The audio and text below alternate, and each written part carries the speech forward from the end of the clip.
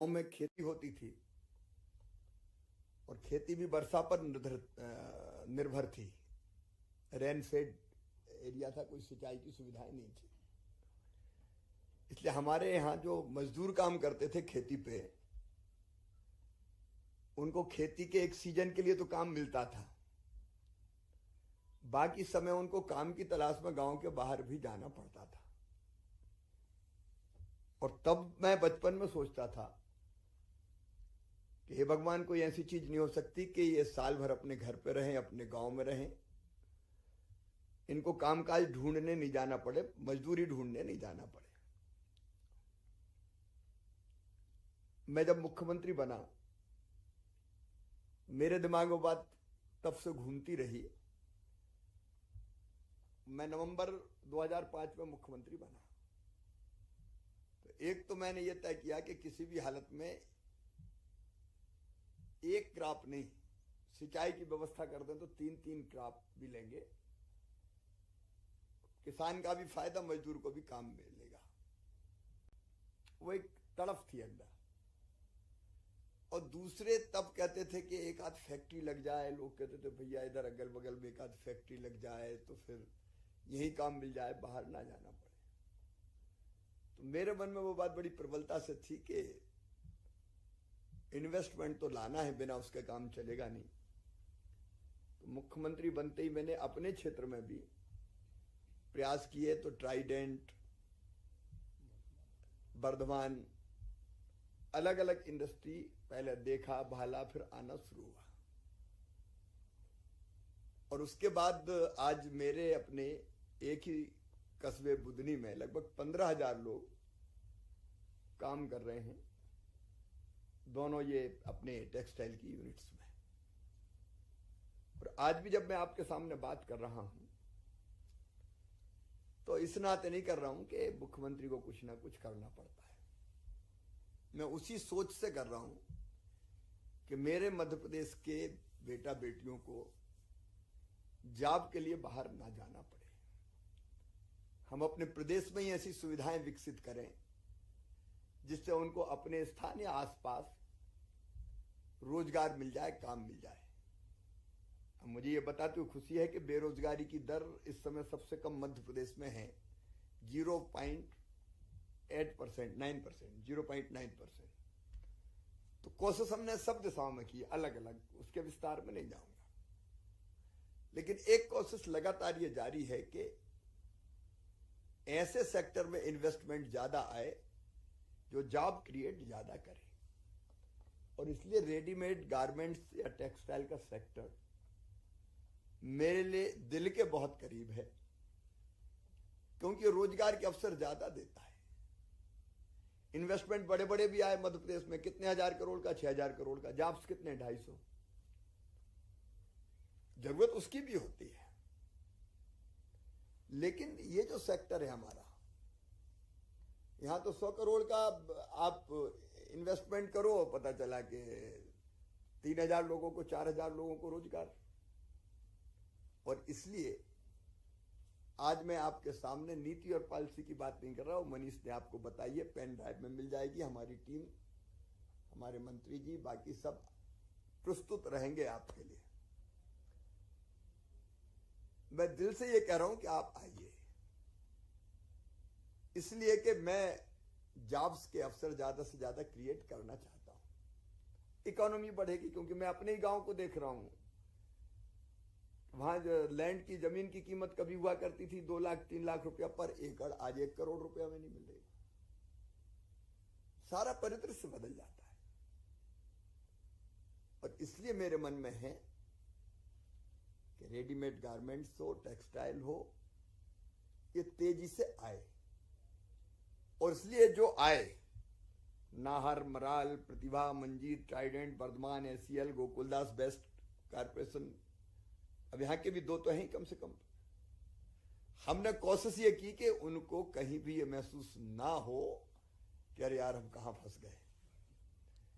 कई बार होता है ना कि शुरू में आप रंगीन सपने दिखा दिखू के ले जाओ और बाद में इन्वेस्टमेंट कर दिया तो फिर परेशान घूमे तो साहब मिल ही नहीं रहे। फिर तो हमने भरसक सचमुच में कोशिश की, और आगे भी हमारी ये कोशिश रहेगी कि आप अगर आ जाएंगे तो आप 4 और लेके आएंगे। चलो यार मध्य प्रदेश चलते हैं।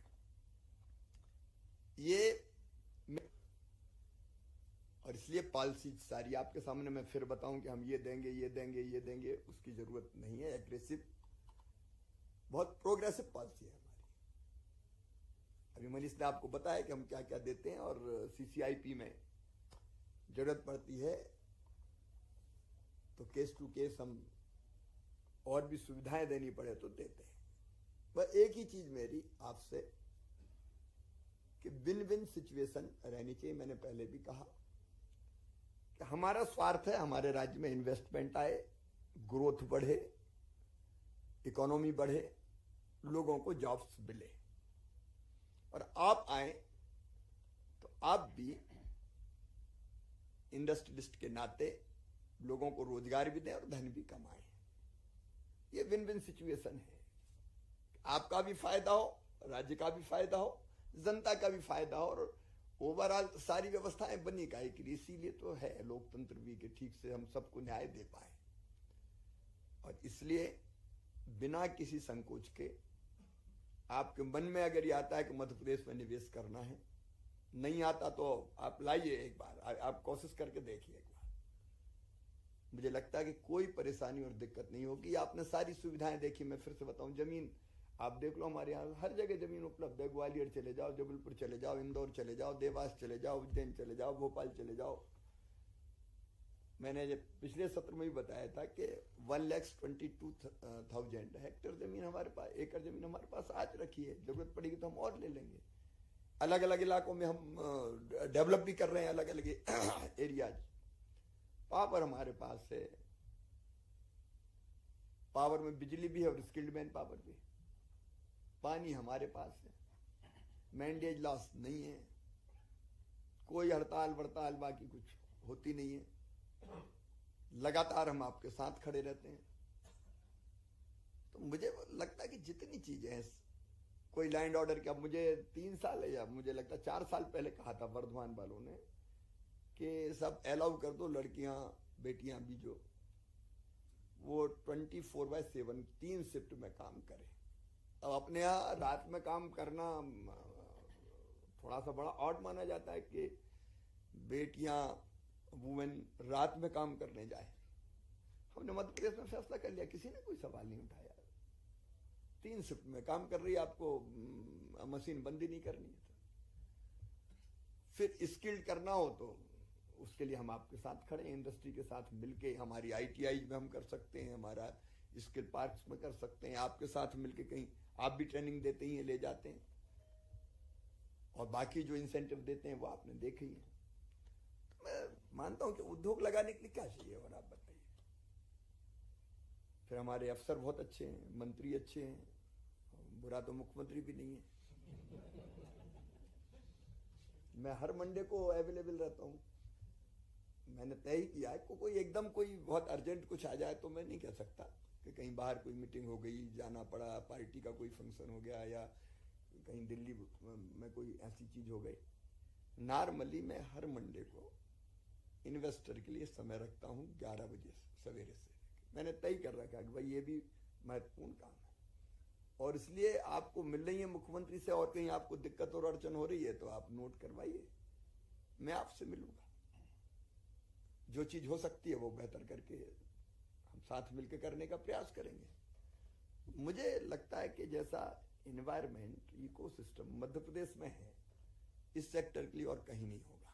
मैं किसी की आलोचना नहीं कर रहा, लेकिन मैं जो फील करता हूं वो मैं आपके सामने रख रहा हूं। और इसलिए मैं अपील कर रहा हूं कि आप ग्लोबल इन्वेस्टर समिट का वेट मत कीजिए, जल्दी शुरुआत कीजिए। उसके पहले ही आप आइए, देखिए, टाई अप कीजिए, और उस समय तो आप कहिए कि हम अनाउंस कीजिए कि हम कर रहे हैं। अब हमारे दोनों ग्रुप्स, गोकुलदास एक्सपोर्ट और बेस्ट कारपोरेशन, मैं समझता हूँ विद इन, इस बार पानी ज्यादा नहीं गिरता तब तक उद्घाटन कर देते हम इनके। 1 साल नहीं हुआ, पूरा 1 साल नहीं हुआ मुझे लगता है पूरे। और मैं खुद गया इनके भूमि पूजन में, मैं आता हूँ, चलो करो। तो मुझे लगता है कि मध्य प्रदेश सबसे बेहतर डेस्टिनेशन है। और इसलिए मैं फिर कह रहा हूं कि आप विचार कीजिए मध्य प्रदेश में इन्वेस्टमेंट करने का, आपको निराशा नहीं होगी।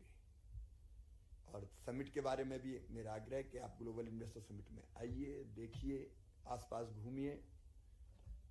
बहुत अच्छा इन्वायरमेंट है मध्य प्रदेश का। लोग भी मतलब सब जगह के लोग अच्छे हैं, दुनिया भर के देश के भी, मैं वैसा नहीं कह रहा लेकिन आमतौर पे कहीं ट्रेड यूनियन, कहीं फलाना ढिमका, कहीं ये पूरब का, ये पश्चिम का, ये उत्तर का, ये दक्षिण का है। मध्य प्रदेश में ऐसा कुछ नहीं होता है। जैसे दूध में शक्कर मिला देते हैं तो दोनों मिलके एक हो जाते हैं, वैसे ही मध्य प्रदेश में आने वाला मध्य प्रदेश का ही हो जाता है, ये नहीं पूछता कहां से आए।